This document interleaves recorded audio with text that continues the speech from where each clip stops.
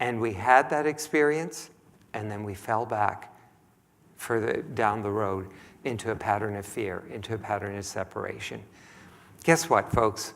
It's not to make us feel bad. It's the process of human awakening and evolution.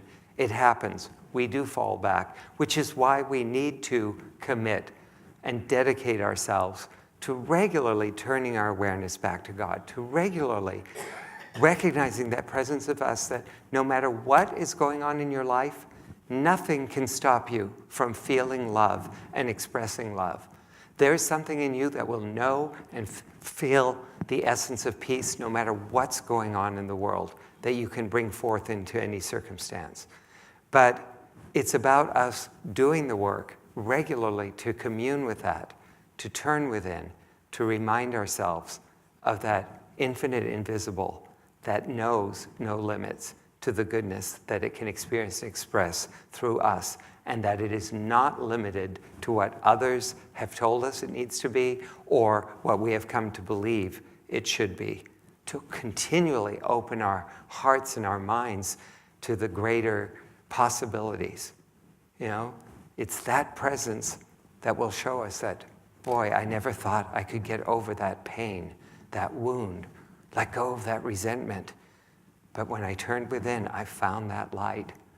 And I found that I could let go of the pain. I could let go of the resentment. I could forgive. I could feel liberated and experience and express more love. It's always there. So this Hanukkah story is a story of what happened to people 2,200 years ago. It's a story that we heard in the movie Yentl. It's a story of an African-American woman named Rosa Parks who said, no, I'm not getting out of my seat just because of my skin color. It's the story of Grandma Moses who said, my age does not prevent me from becoming a great artist. It's a story of each and every one of us here tonight. Every time we honor and value the unique ways that God's love and goodness can be expressed through us, and that we don't allow ourselves to conform to limiting ideas just because it feels safer to stay there, but it just doesn't resonate with that presence within us that's seeking an expression of itself in a new way. Every time we do that, we allow God's goodness to be expressed in the world in a new way. We keep our light shining, and we make our lives and the world a little bit brighter. So let's take a moment to turn our attention inward.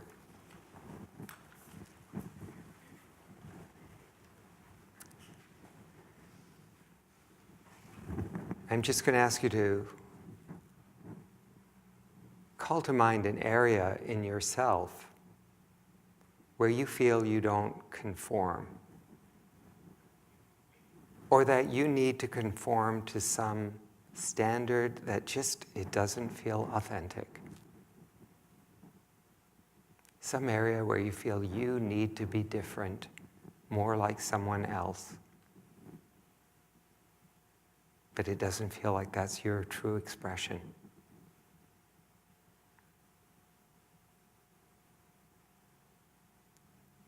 And ask yourself, what idea are you holding about the way it's supposed to be?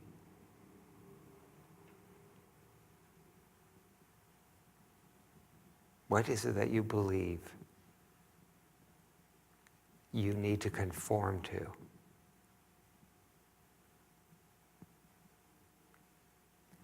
And then ask yourself, if you didn't need to conform to that, if you could just step forward and express in your own way, what quality of God would be more fully expressed through you? Would it be greater love? Would it be greater freedom, greater abundance, joy?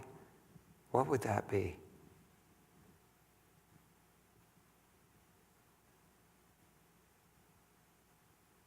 And whatever that quality is, just allow yourself to feel what it would be like to be expressing that more fully. As you do so, you're giving room for that presence of the divine in you to just come to life.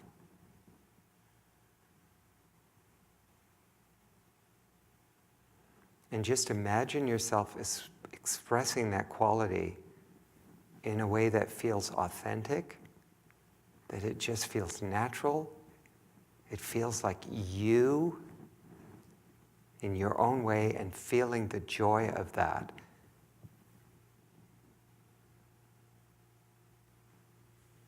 Feel how that just blesses you and others.